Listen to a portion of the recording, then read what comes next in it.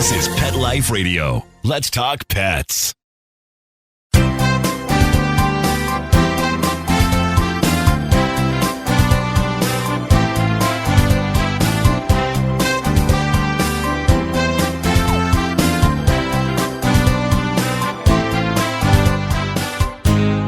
And hello, welcome.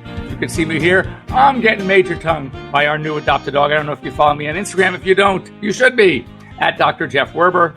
Anyway, so tough week.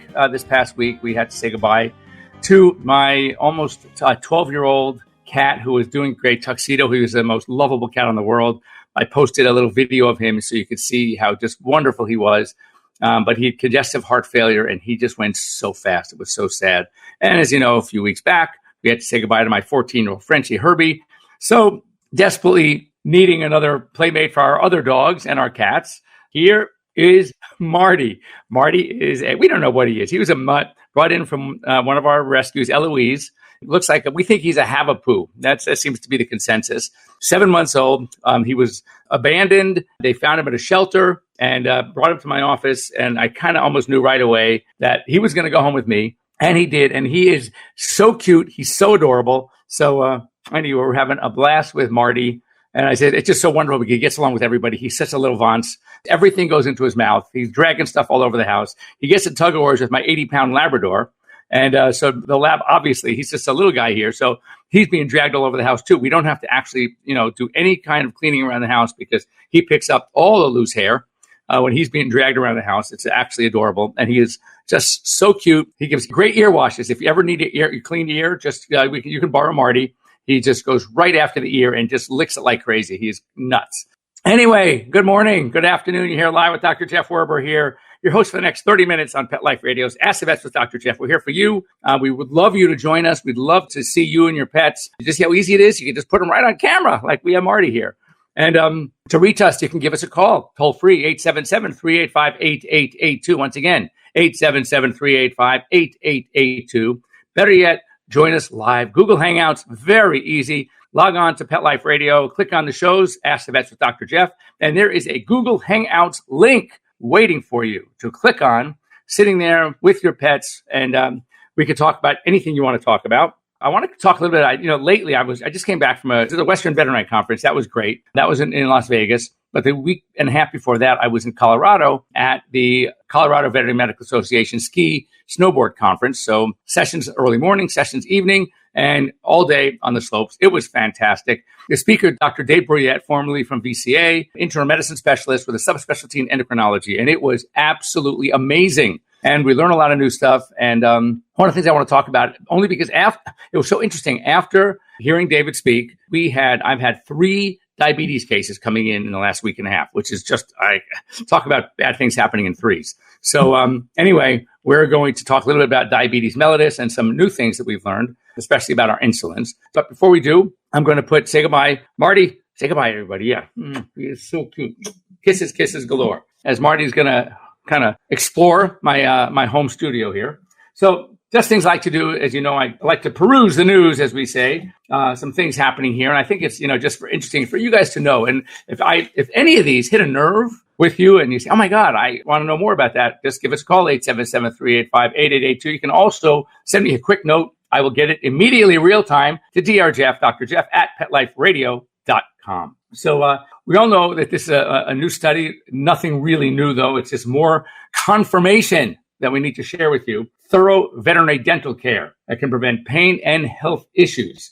Good dental care, this is a quote by the president of the American Veterinary Medical Association, can prevent a lot of pain, loss of teeth, and health issues caused by bacteria and bacterial infections such as heart, liver, and kidney problems. And that is so true. Here's the key. Anesthesia-free dental. People are so afraid to anesthetize their pets. Our modern anesthesias are so safe. And listen to this. Anesthesia-free dental cleanings are less thorough, which we know. I mentioned that study by Dr. Jan Bellows, a very famous veterinary dentist. We're just showing the bone destruction on these dogs that were getting their teeth cleaned with anesthesia-free, but cannot get deep into the gums. And there is a lot of bone destruction over time. And also more stressful. You think, we had a woman, look, I'm just as much at fault. I had a woman come in, thought she was great, and she was. And she would appear to lull these animals to sleep as she's scraping away. But when you find out that she is not, no one can. And how many times have you look at the front teeth, oh my God, look at that beautiful, they did such a great job. But typically what happens is they don't get deep to the gums. They don't get to the very back teeth. Those teeth, because of the salivary ducts that empty into the mouth at that point, they're the ones that are getting more of the tartar. So it's so important to get all that done. So anyway, keep that in mind. If anyone out there, I hope you don't, but if you do, has a pacemaker, check this out. They need to be changed at whatever the interval is. Obviously, the battery can only last for so long. And so if yours needs replacement, think about this. Consider donating it to a veterinary school that does pacemaker implants into patients that have certain heart diseases that need to have pacemakers. Navicent Health, what they do is they offer the option to donate the pacemakers. They go to University of Georgia College of Veterinary Medicine, and they are implanted into dogs in need. So don't toss them. Make sure the hospital you go to doesn't toss them. Check it out. Check your local veterinary schools, maybe one in your state. Maybe they can ship it out. You can contact us. We can do the homework for you.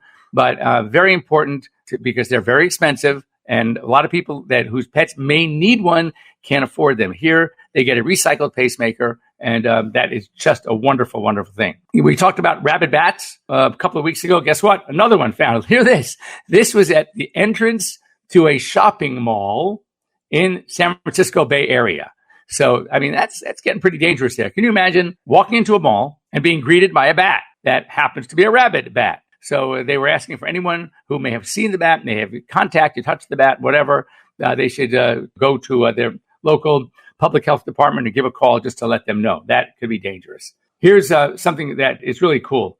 Nashville Zoo just built a 24,000 square foot veterinary clinic, which can accommodate animals over 2,000 pounds. And what they have is really cool. They have cameras above their operating rooms, in their exam rooms, and over their tables. And they have also windows, open windows. So visitors can observe exams, surgeries, and really cool neonatal care. That's really cool. Now, I did this. I know that Disney World has also an amazing, absolutely amazing veterinary clinic. And I, as a veterinarian and one who works in the media, I was had quote unquote the backstage passes, and I got to go through, meet the doctors, see what they're doing. And I have to tell you, it is so cool. So anyway, just as an FYI, I know that, I don't know if I mentioned it, I'm going to be on a safari in July. And again, the guy who is organizing the safari for me knows some of the veterinarians in the local reserves. And we're going to try to at least get me some FaceTime again with them. That'd be really cool. Now, the FDA is continuing its study on the dilatative cardiomyopathy. And that is the condition that we're now starting to see more in dogs. And we never used to see much cardiomyopathy in dogs. There's some breeds were prone to maybe congestive cardiomyopathy, but this is the one that you see with taurine deficiency, the one that we see in cats. And we're seeing, much higher rate of DCM lately in dogs. And again, is there a link? And they're still trying to figure it out. We don't know, but it appears that we're seeing it in these dogs that have been fed some of these boutique foods or some of these quote unquote grain-free foods. And they have not been able to identify a direct link, but obviously there is a hypothesis out there that there is a link, or else why are we seeing it? So again, I would speak to your veterinarian before switching. There may be some type, the taurine is actually made by cysteine and methionine, and these are the sulfur compound containing amino acids. And there may be something in the legumes, the products, the nutrients that they are replacing with the grain with. And so what's happening is, even though the grains have sources of protein and legumes have a great sources of protein, but maybe their cysteine and methionine is different or is not, they're not able for whatever reason to convert that to taurine. So anyway, it's just something out there. We're seeing a lot of it. We don't have any answers really yet, but it is very concerning that we're seeing so much dilative cardiomyopathy in these dogs. So my recommendation at this point, speak to your veterinarian if your dog is doing well. Remember, grain-free is a thing for us. There's been no proof, no evidence that dogs have grain issues, unless, of course, an individual dog might be allergic. The two allergies that we see that are most common in dogs from the grain perspective is going to be corn and wheat. So most of the others are fine. But again, if your dog doesn't have an allergy specifically, there's no other downside to the grain. So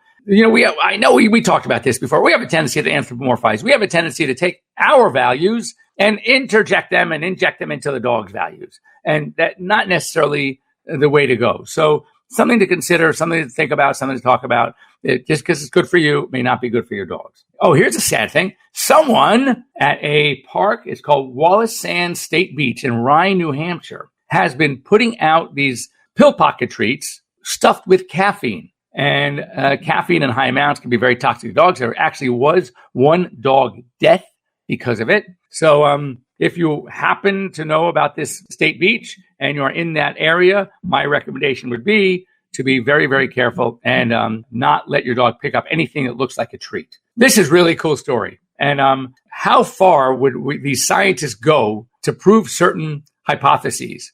But they notice that the horseflies don't really attack zebras for whatever reason. They attack horses. Are they that species specific? So what do? Why might this be the case? So they started disguising horses as zebras.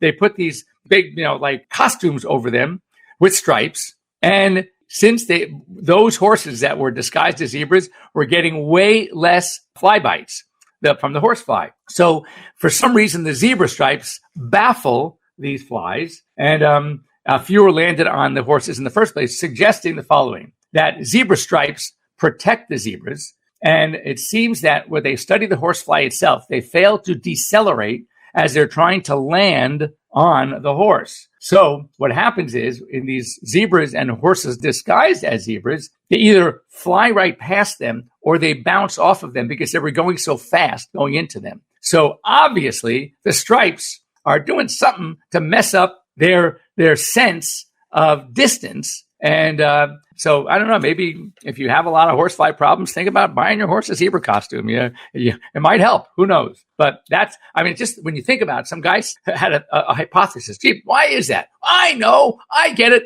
Let's disguise a horse as a zebra and see if it works. And it did.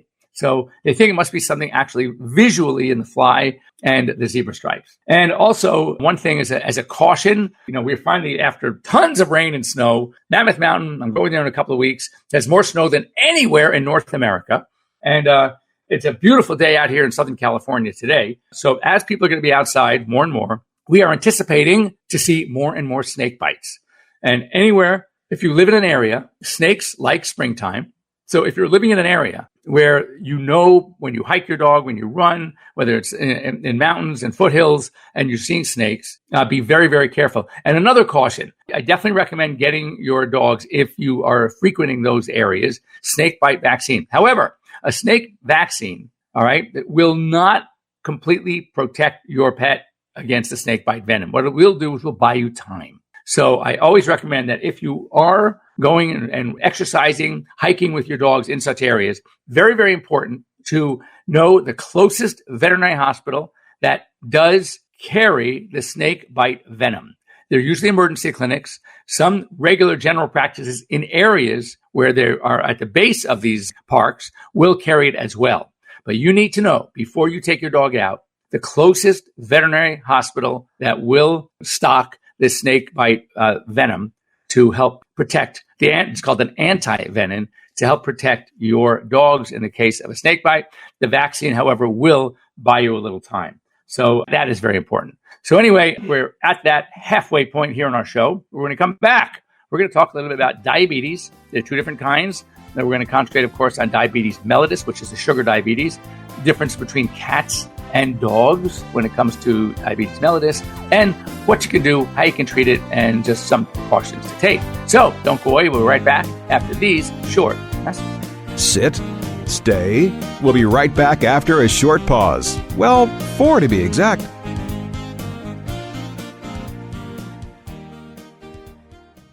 Does your dog itch, scratch, stink, or shed like crazy? Come to Dynovite for help. Order a 90-day supply of Dynovite. Dynovite for life. Pick up 2 tubes of Doggo Suds. Get the 3rd tube free. Peppermint, tea tree, lavender, Doggo Sud shampoo. Made with all-natural coconut, jojoba, aloe. Great for healthy skin and soft, shiny coats. But no itchy, harsh chemicals. Lather up, rinse away. Try Doggo Suds. Buy 2, get 1 free. At Dynovite.com. DINOVITE.com.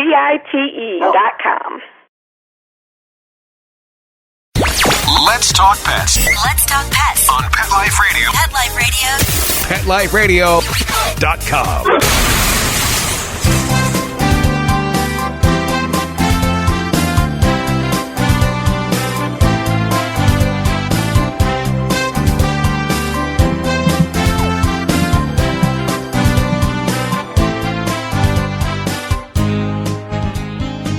And welcome back. You're here live with Dr. Jeff Werber here, talking about diabetes. So what is diabetes? There are two types. Typically, when just someone uses the word all by itself, diabetes, it is implied it is diabetes mellitus. That's the sugar diabetes. That is an issue where insulin is not being secreted in adequate amounts or in any amounts by the pancreas, what we call the endocrine pancreas. Remember, the pancreas is an organ that has an endocrine function and exocrine function, meaning that it also supplies digestive enzymes. That's the exocrine. And the endocrine function from the islet cells will secrete insulin. Insulin signals the body to absorb blood, the sugar, the glucose in the blood, into cells for nutrition. So when we have a dog that has diabetes mellitus, one of the things we can tell is that we take a blood test and the blood sugar is super high. Why? Because the sugar, the glucose, is not being, because of no insulin, transported into the cells for nutrition. So these animals get very sick because even though the sugar's there, they're eating, they're getting all the sugar to use for energy for the cells, but the cells aren't getting it. It just accumulates in the blood. And when it gets very high, it can cause a lot of other problems.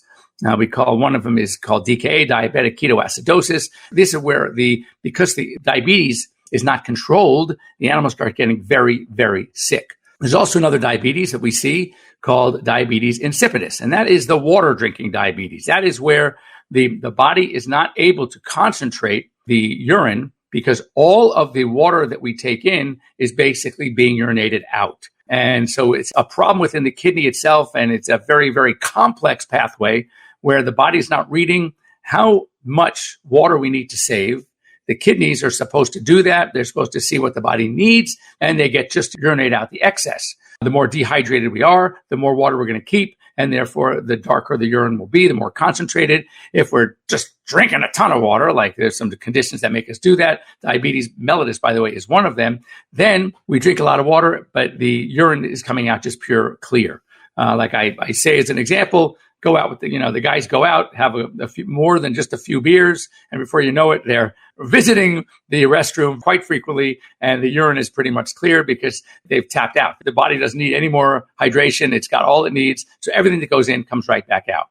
So again, both diagnosable, both treatable, but diabetes mellitus is more common. So we have basically, just like in people, there are two types of diabetes mellitus. You have type 1, which is the insulin-dependent diabetes. That's what kids get. We call that juvenile onset diabetes in people. In dogs, however, dogs predominantly 99.9% of the time get type 1 diabetes. That was the equivalent of our juvenile diabetes, insulin-dependent, regardless of when they get it, how old they are when they are diagnosed. Cats, however, are more like type 2 diabetes. That is the diabetes that people get, adult onset, usually associated with obesity, and that is what cats get pretty much all the time. So again, depending on other factors, depending on what their insulin levels are, these cats sometimes need to be treated. Usually we start with insulin, and we sometimes can get away from insulin with modified diets, special diets, and maybe even some medication that have an anti-gluconeogenic effect. So basically, they stop producing so much glucose, and it combats the glucose buildup, and that's kind of how that one works. So these are sometimes managed by diet and supplement, but usually we're going to start them with some form of insulin. Now, Insulin, there are, in humans, pretty much all the insulin is what we call U100. That means it's 100 units per cc of insulin. And there are many different types of insulin. Most of us, will use the Humulin if we're going to use human insulin, and we'll use Humulin N. There is Humulin R, which is regular insulin, and that is the one that we use and start with when we first have a case coming in. And that could be to get them regulated pretty quickly, but it doesn't have a really long-lasting effect. Then we'll get them transferred to one of the other humulins. As I said, a lot of us use Humulin N. Now, there's also newer insulins that one is called Prozinc. We use that for cats typically. Vetsulin, which is we use for dogs, can be used for cats as well. Glargine, Lenti insulin. So the key is with insulins, typically we've always been told that they need to be refrigerated. And the insulin itself, you need to handle the insulin very carefully. For one thing, they've gotten so expensive. I mean, you used to be able to buy a bottle of Humulin for $30. Now they're astronomically expensive. And what you have to be very careful about is we've always told, our clients that when you get insulin and you're administering it to your pet, first of all, you really need to learn how and where to give the injections. They're given subcutaneously under the skin, but you need to be very careful because these needles are very short and small that you don't go intradermally because it's not going to get absorbed properly and it's not going to work properly. So sub-Q, so you need to practice, you need to work with your veterinarian. The insulin itself comes in, as I said, two concentrations. U100 is pretty much the normal human insulins. But in animals, we also have U40. And it's very important to make sure that the syringes you buy are those to match the type of insulin you're giving. You don't want to use a U40 insulin syringe with U100 insulin and vice versa. So need to check with your veterinarian, need to check with the pharmacist that they have, if you're giving something like Prozinc or Vetsulin, which is U40, that you are using U40 syringes. It's very complicated to figure out the difference. And you could. I mean, yes, it's possible to use a U40 insulin with a U100 syringe, but it needs some adjusting in the calculation. Don't do it. It's so much easier. Just get yourself a U40 syringe, get yourself a U100 syringe, depending on the insulin you're using. Another thing that you need to know, we often tell people that when you're handling insulin, it needs to be refrigerated. And when you are taking the bottle out and you're about to give it, you are needing to slowly roll the bottle back and forth, upside down, etc. You do not want to shake insulin. Vetsulin, however, you're supposed to shake. So again, it's not like you're shaking a martini. You don't have to go that crazy, but you want to just give it a good shake and get it into a good, even looking solution where it's not lighter in some areas than others. But Vetsulin is the only one you're supposed to shake. Humulins, you roll. I call it rock and roll. You're just gently turning it as you're rolling the bottle in your hands and you're going up and down, back and forth. And Prozinc, you have to roll. The Glargine, you have to roll. But in the Vetsulin, U40 Vetsulin, you get to shake it. So again, there's so many intricate details when you're working with these animals. Another thing, very important to make sure that when you give insulin, your pet eats. Now, typically with dogs, because we know dogs usually like to devour their food, we'll give the insulin first, every 12 hours. They say 8 a.m., 8 p.m., 7 a.m., 7 p.m., and then you put their food down and they eat. Cats, on the other hand, cats are not, great eaters all the time, and they're not as predictable. So what we recommend with cats, if you're using insulins, is that you want to first feed them, make sure they're eating, and then you can give them the insulin shot because it's very dangerous. What would happen? Think about it. You are using a medication that is going to drive blood sugar into the cells as it is supposed to be driven. Now, if you don't eat, so now your blood sugar is just low because the fact that you have not eaten, and now you give insulin, then what's happening? The smaller amount of sugar that's floating in the blood is now going to the cells, and we're going to create something called hypoglycemia, where the low blood sugar, I'm sure you've all met people that are on, they're diabetic, on medication, and you're always asked to, maybe have some orange juice, a chocolate bar with them, something that if they should start feeling lightheaded and dizzy because of hypoglycemia, then you can give them something to eat. So it's the same thing in dogs and cats. So if you have animals that are less predictable when it comes to their meals, make sure they eat first before you give the insulin injection. If you have a dog like my Labrador that will eat anything that's not bolted down or doesn't eat him first, you're pretty much safe to go ahead and give the insulin in the morning and then feed them right after the shot. Now, another thing, it's very important early in the game, as we are titrating the correct amount of insulin that your pet needs, there's going to be a number of times in the first several weeks, months of treatment where you're going to be having what's called a insulin curve done. And that is, we need to get how much insulin is the exact right amount. We don't want the blood sugar to drop too low, but we can't have it sitting in the 400 range. The urine threshold, which means the amount of insulin in blood that is going to finally start spilling over the urine is usually 250 milligrams per deciliter. So if your blood sugar hits above 250, then you're going to probably see some blood sugar glucose in the urine as well. So obviously there's a good telltale, and sometimes that's the easy way to diagnose or just to monitor is doing urine sticks. And if the urine shows that there's too much, that there is positive glucose in the urine, then clearly the blood glucose is over 250. So that tells us we need to do something. Our insulin level is too low. We got to raise up the insulin. So we kind of start at a set dose, and then we do some titrating. And the beautiful thing is once we get it down, these dogs and cats can do very well. Now, as I said, with cats, I've had cats that have reversed. I've had cats that we were able to monitor to regulate on simply some diet and very low or no insulin. So cats, it's very similar to type 2 in a person. It's not as necessarily insulin dependent.